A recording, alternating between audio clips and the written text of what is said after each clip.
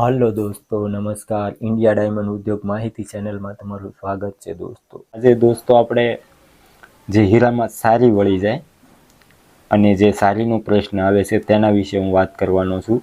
અને આ પ્રશ્ન બહુ બનતા હોય છે. આખા હીરા આપણે રિવેસ મારવું પડે, તળિયું મથા ટેબલ ઘૂંટવું પડે, એટલે આ પ્રશ્ન બહુ ઝાઝો બને છે. અને તેના વિશે એક બે વોટ્સઅપમાં મારે એક મેસેજ પણ આવ્યો હતો કે સારી કોને કહેવાય. હવે હીરામાં જે શિખાઉ રત્ન કલાકાર હશે એને પ્રશ્ન કર્યો હતો કે સારી કોને કહેવાય સર.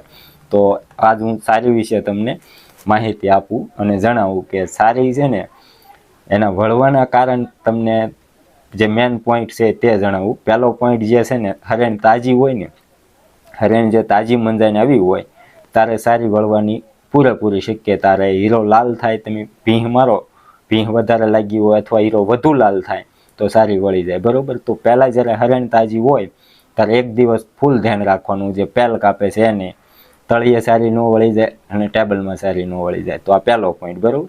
અને બીજો પોઈન્ટ, હરેણમાં ઘૂંટાણ જે હોય ને એ તળિયાનું વધુ ઘૂંટાણ હોય, એટલે તળિયાનું ઘૂંટાણ ક્યારેક ન હોય ઘંટીમાં અને પેલ મથાળા કપાતા અથવા પેલના બે કારીગર હોય અથવા પેલ મથાળા બેયના કારીગર હોય તો ત્યારે સારી વળવાની પૂરેપૂરી શક્યતા રહે. આ બીજો પોઈન્ટ. અને ત્રીજો પોઈન્ટ, જે ડાય આપણે હીરો જે ડાયમાં બેહાર્યો અને એ ડાયને સારીના પાણીમાં બોળીને આપણે બેહારવાનો હોય એટલે ટેબલમાં સારી વળે નહીં. તો એ સારીના પાણીમાં બોળાતા ભૂલાઈ ગયો હોય અથવા બોળ્યો ન હોય તો સારી ટેબલમાં વળી જાય, બરોબર. આ ત્રીજો પોઈન્ટ. હવે ચોથો પોઈન્ટ, જે આ વસ્તુ હોવા છતાંય સારી વળી જાય, તમે ધ્યાન રાખો, ઓછા પર રાખો, હીરો લાલ ન થતો એટલો બધો એને છતાં પણ સારી વળી જાય, તો અમુક હરેણના કારણે પણ એવું બની શકે. માનો કે હરેણ વીક હોય, ડાયરેક્ટ હીરો લાલ જ થતો હોય, વાટ પકડતો ન હોય, સીધો હીરો લાલ થતો હોય તો પણ સારી વળી જાય. ચોથો પોઈન્ટ છે, બરોબર. તો હવે આના માટે આપણે ધ્યાન રાખવાનું સારી વળે નહીં, એનું મેન ધ્યાન રાખવાનું કારણ એ કે સારી ન વળે તેના માટે આપણે પહેલાં જે મેં કીધું એમ ડાયમાં સારીનું પાણી સારું વાપરવાનું. અને પ્લસ જે બીજો પોઈન્ટ મેં તમને જણાવ્યો કે જ્યારે નવી હરાણી હોય ત્યારે પોસા પારે પેલ કાપવાના અને હીરો વધારે લાલ નહીં થવા દેવાનો. અને ઘૂંટાણ ઓછું હોય એટલે આપણને ખબર એટલી પડી જવી જોઈએ કે આજ ઘૂંટાણ હરાણીમાં એટલું બધું નથી, એટલે હીરો વધારે લાલ થવા દેવાનો નહીં, નકર સારીનો પ્રશ્ન આવે, બરોબર. તો આ એના મેન જે એનું ધ્યાન રાખવાના પણ પોઈન્ટ મેં કીધા અને સારી વળવાના પણ પોઈન્ટ મેં તમને જણાવ્યા. અને એટલે સારી કોને કહેવાય તેના વિશે જણાવું. તો હીરો જે આપણે હીરાની જે લાઇટ હોય એ લાઇટ આંધળી થઈ જાય અને હીરાની ચમક છે ને એ આવે નહીં, દેખાય નહીં, આંધળું પેલ દેખાય.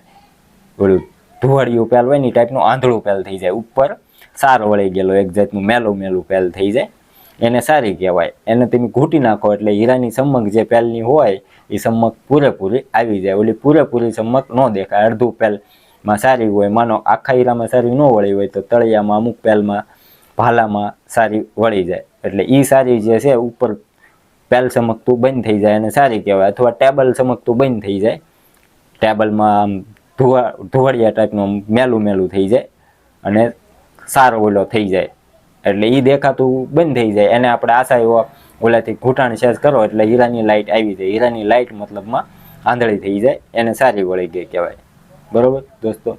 તો વિડીયો પસંદ આવે તો લાઇક, શેર અને સબસ્ક્રાઈબ જરૂર કરજો. જય હિન્દ, જય ભારત, વંદે માતરમ.